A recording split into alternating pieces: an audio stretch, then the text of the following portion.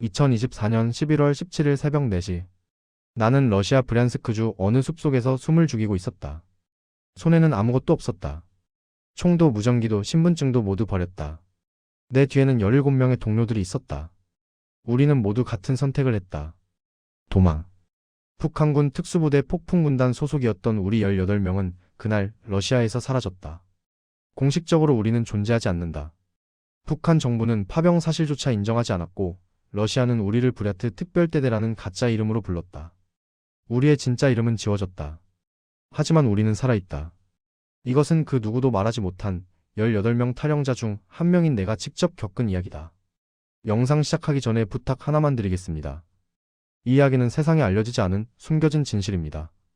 많은 분들이 이 영상을 보실 수 있도록 구독과 좋아요 부탁드립니다.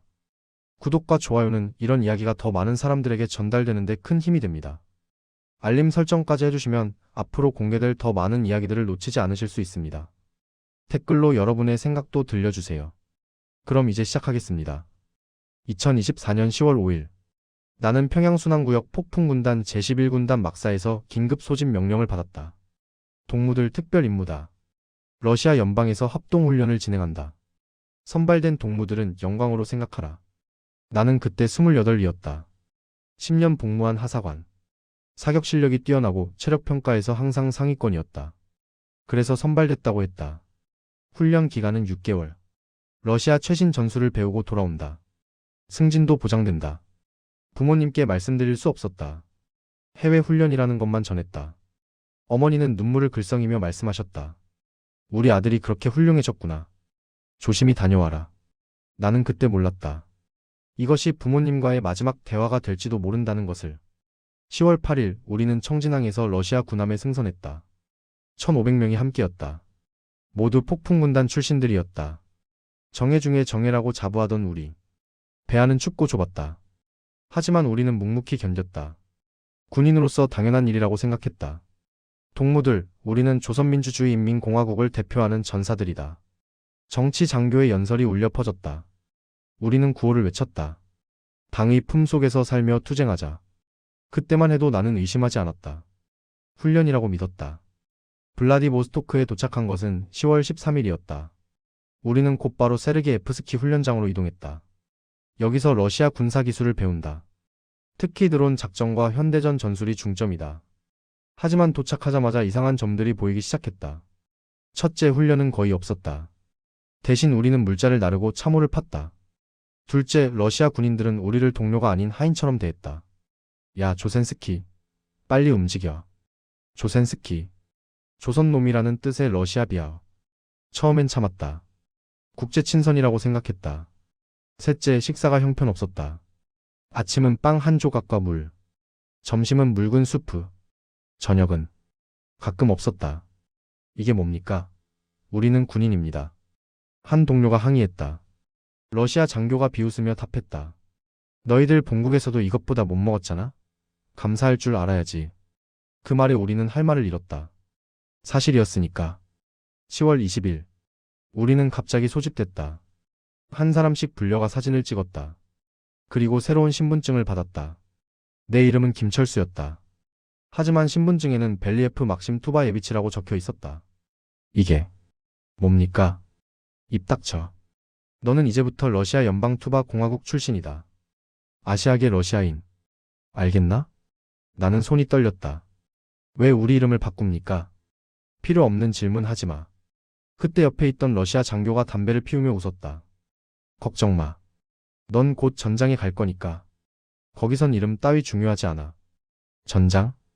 우리는 서로를 쳐다봤다. 훈련이라고 했는데? 동무 정치장교님, 이건 뭔가 잘못된 것 같습니다. 우리 중 한 명이 북한 정치장교에게 다가갔다. 정치장교는 낮은 목소리로 말했다. 동무들, 이것은 당의 결정이다. 우리는 러시아 동지들을 돕기 위해 왔다. 모든 것은 조국을 위한 것이다. 하지만 신분증을 위조하는 건. 입 조심해. 이것은 위조가 아니라 작전상 필요한 조치다. 그날 밤 막사는 술렁이었다. 우리 속은 거야. 훈련이 아니라 전쟁터로 보내려는 거야.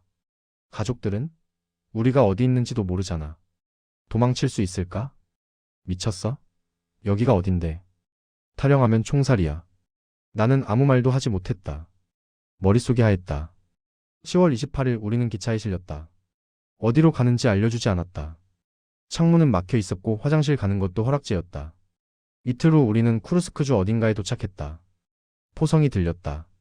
쿠르스크. 러시아와 우크라이나가 싸우는 최전선 중 하나. 우리는 부랴트 특별대대라는 이름으로 러시아 제76 수사단에 배속됐다. 너희들은 돌격조다. 척진 앞쪽으로 먼저 나가서 적의 화력을 끌어낸다. 뒤에서 우리 본대가 공격한다. 돌격조. 말은 좋지만 실상은 총알바디였다. 첫 전투가 투입된 것은 11월 3일이었다. 전진. 앞으로. 우리는 개활지를 가로질러야 했다. 나무 한 그루 없는 벌판. 왜 엄폐물이 하나도 없습니까? 탁 치고 뛰어. 러시아 장교가 권총을 뽑았다. 뒤에서 우리를 겨누며. 도망치는 놈은 내가 쏜다. 우리는 뛰었다. 그리고 지옥이 펼쳐졌다. 휙. 드론 소리. 폭. 동료 하나가 폭발해 날아갔다. 타타탕. 기관총 소리. 내 옆에 있던 전우가 쓰러졌다. 엄폐. 엄폐하라고. 하지만 숨을 곳이 없었다. 나는 얕은 구덩이에 몸을 던졌다. 귀가 먹먹했다. 연기와 흙먼지로 앞이 보이지 않았다. 휴대용 무전기에서 러시아어가 들렸다. 북한 놈들 절반은 죽었다. 계속 밀어붙여. 우리는 러시아군에게도 우크라이나군에게도 사람이 아니었다. 그냥 숫자였다. 그 전투에서 우리 소대 30명 중 12명이 죽었다. 첫 전투에서. 밤이 되어 돌아온 우리는 말이 없었다. 한 동료가 떨리는 손으로 담배를 피웠다. 이건 훈련이 아니야. 이건 학살이야. 집에 가고 싶다. 19살 막내가 울먹였다. 어떻게 가? 여기가 어딘데? 우리는 지도도 없었고 러시아어도 거의 못했다. 무전기는 러시아군이 관리했다. 완벽한 감옥이었다. 11월 9일 두 번째 전투. 11월 12일 세 번째 전투. 매번 사람이 줄었다. 러시아군은 우리를 쉬지 않고 투입했다. 왜 우리만 계속 보냅니까? 로테이션은요? 너희가 아니면 누가 해? 조용히 명령이나 따라. 우리는 드론 훈련을 받지 못했다. 현대 전술도 몰랐다. 러시아군들끼리 수군거리는 소리가 들렸다. 북한 놈들 드론도 구분 못해. 집만 된다니까. 그래도 우리가 죽는 것보단 낫잖아. 나는 그때 깨달았다. 우리는 소모품이었다. 11월 14일 밤. 나는 막사 뒤편에서 몇몇 동료들과 작은 모임을 가졌다. 모두 10년 이상 같이 복무한 전우들이었다. 이대로는 다 죽는다. 최고 참인 리 상사가 낮게 말했다. 우리 대대 150명 중 벌써 40명이 죽었어. 한 달도 안 돼서. 본국에 연락할 방법은 없을까? 없어. 정치장교는 러시아군 막사에서 자고 무전기는 접근도 못해. 그럼 도망칠까? 침묵이 흘렀다. 도망. 탈영. 북한군에게 그 단어는 사형 선고와 같았다. 탈영하면 본인은 물론 가족까지 정치범 수용소로 끌려간다. 하지만 여기 남아있어도 어차피 죽어.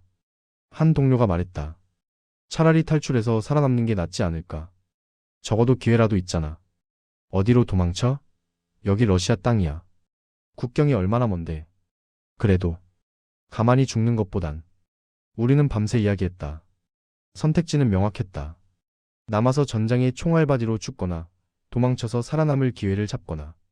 11월 15일 우리는 비밀리에 의견을 모았다. 총 18명이 동의했다. 가족들은? 누군가 물었다. 우리는 모두 알고 있었다. 우리가 탈영하면 가족들이 고통받는다는 것을. 하지만 리 상사가 말했다. 우리가 여기서 죽으면 가족들은 영웅의 가족이 될 수 있을까? 아니야. 북한 정부는 우리가 여기 있다는 것조차 인정하지 않아. 우리가 죽어도 가족들은 아무것도 모를 거야. 맞는 말이었다. 우리는 공식적으로 존재하지 않았다. 파병 사실은 극비였고 우리 가족들은 해외 훈련 정도로만 알고 있었다. 형제들, 나는 살고 싶어. 막내가 눈물을 흘리며 말했다. 나는 아직 결혼도 안 했어. 20살이야. 이렇게 죽고 싶지 않아. 우리도 마찬가지였다. 살고 싶었다. 그날 밤 우리는 계획을 세웠다. 11월 17일. 디데이. 우리는 야간 경계 근무조로 배치됐다. 러시아군은 북한군을 경계 임무에 자주 투입했다. 우리가 도망갈 곳이 없다고 생각했으니까. 하지만 오늘은 달랐다. 새벽 3시. 안개가 짙게 깔렸다. 시야는 10m도 안 됐다. 리 상사가 무전기에 대고 러시아어로 보고했다. 포스트 7번 이상무. 그리고 무전기를 껐다. 우리는 조용히 움직였다. 총은 땅에 묻었다. 무전기도 인식표도 신분증도 모두 버렸다. 흔적을 남기면 안 돼. 우리가 어디로 갔는지 알면 추적한다. 우리는 숲으로 들어갔다. 18명이 한 줄로. 누구도 말하지 않았다. 발소리도 최대한 죽였다. 1시간쯤 걸었을까. 뒤에서 조명탄이 올라갔다. 발각됐다. 뛰어. 우리는 미친 듯이 달렸다. 깨 짖는 소리가 들렸다. 수색견. 흩어져. 한 곳으로 가면 다 잡힌다. 리 상사가 소리쳤다. 우리는 셋씩 6그룹으로 나뉘었다. 나는 2명의 동료와 함께 동쪽으로 달렸다. 가시덤불이 얼굴을 핥히고 넘어져도 일어나서 다시 뛰었다. 얼마나 뛰었을까? 숨이 끊어질 것 같았다. 잠깐. 멈춰. 우리는 큰 나무 뒤에 몸을 숨겼다. 뒤에서 헬리콥터 소리가 들렸다. 우리 찾는 거야? 모르겠어. 일단 숨어 있자. 우리는 낙엽과 흙으로 몸을 덮었다. 30분쯤 지났을까? 헬리콥터 소리가 멀어졌다. 이제 어떻게 하지? 일단 국경으로 가야 해. 중국이든 몽골이든. 하지만 우리는 지도가 없었다. 나침반도 없었다. 해가 뜨는 방향으로 동쪽을 가늠할 뿐. 우리는 사흘 동안 숲을 헤맸다. 먹을 건 없었다. 시냇물을 마시고 풀뿌리를 씹었다. 추웠다. 11월에 러시아는 영하였다. 한 동료가 열이 나기 시작했다. 형, 나 못 갈 것 같아. 아니야. 조금만 더 가자. 마을이 보이면 뭐라도 구할 수 있어. 하지만 마을은 위험했다. 신고당할 수 있으니까. 우리는 계속 숲속에만 있었다. 닷새째 되던 날, 동료 하나가 쓰러졌다. 형, 나 여기 있을게. 형들은 가. 뭔 소리야. 같이 가야지. 안 돼. 나 때문에 형들 잡히면 안 되잖아. 우리는 울었다. 하지만 그를 업고 갈 힘이 없었다. 미안해. 형 꼭 살아남아. 우리는 그를 남겨두고 떠났다. 지금도 그때가 생각나면 잠을 못 잔다. 2025년 1월 현재. 나는 지금 어느 나라의 난민 수용소에 있다. 어느 나라인지는 말할 수 없다. 아직 신변이 안전하지 않다. 함께 도망친 18명 중 몇 명이 살아있는지 모른다. 우리는 흩어졌고 다시 만나지 못했다. 혹시 이 영상을 보는 형제들이 있다면 나는 살아있다. 형도 살아있기를 기도한다. 러시아는 우리를 수색했지만 상부에는 보고하지 않았다. 북한군 집단 탈영은 양국 관계에 치명타니까. 북한 정부도 모른 척한다. 애초에 우리는 존재하지 않는 군인들이었으니까. 부모님, 형제들, 미안합니다. 나는 변절자가 됐습니다. 하지만 나는 살고 싶었습니다. 이 영상을 보는 여러분께 부탁드립니다. 우리 같은 사람이 더 이상 생기지 않도록 이 이야기를 퍼뜨려 주세요. 무료로 할 수 있는 구독과 좋아요, 공유 부탁드립니다. 우리는 영웅이 아닙니다. 도망친 겁쟁이일 뿐입니다. 하지만 우리도 인간입니다. 살 권리가 있습니다. 나는 김철수. 아니 벨리에프 막심. 아니. 나는 그냥 살고 싶었던 사람입니다. 제 이야기를 들어주셔서 감사합니다.